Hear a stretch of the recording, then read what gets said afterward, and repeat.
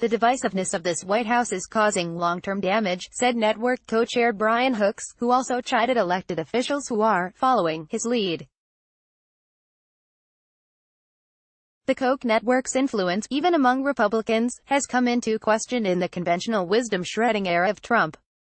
The network has during the past year and a half fruitlessly pushed for comprehensive health care and immigration reform, and like other leading conservative groups, the network has been powerless to persuade the president to rethink his strategy on trade generally and tariffs specifically.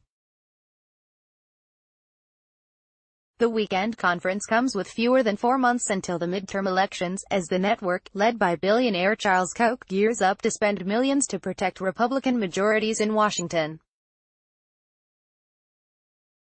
Yet the network's leaders did not sound like they were on war footing on Saturday, instead highlighting bipartisan cooperation. It is radical, particularly given the divisive climate that we're in right now and how polarized and factionalized the country is in many ways, said James Davis, a spokesperson for the network.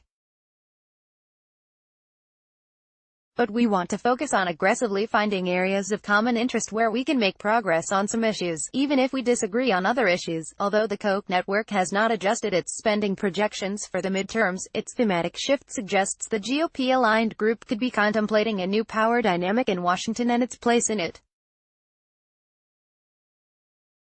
Indeed, in spite of significant investments by the Koch network in like-minded groups, Democrats have maintained an advantage in generic polling and appear as well positioned to compete for majorities in Congress now as they did earlier this year.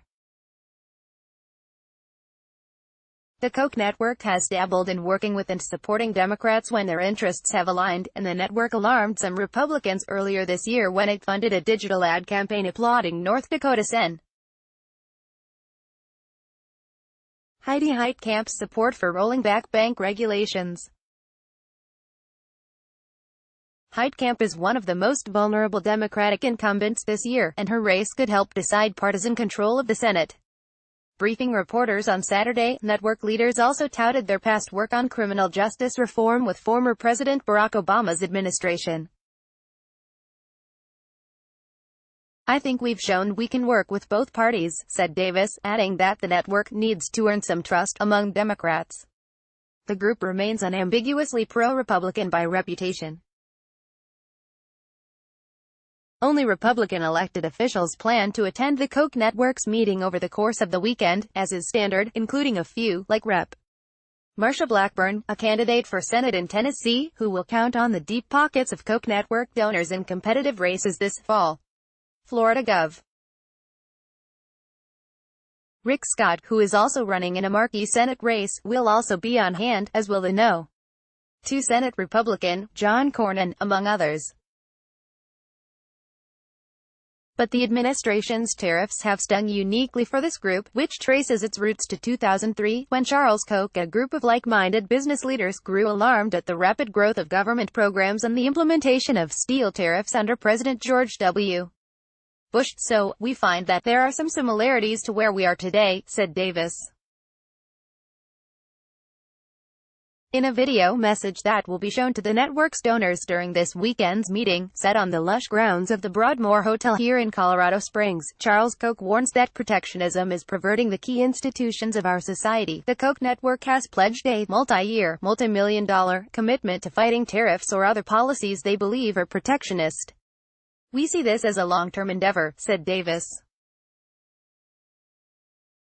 Even beyond some glaring policy disagreements, the Koch network has not exactly enjoyed a cozy relationship with Trump, having voiced stark concerns about him during the presidential election and recoiled at his brand of republicanism.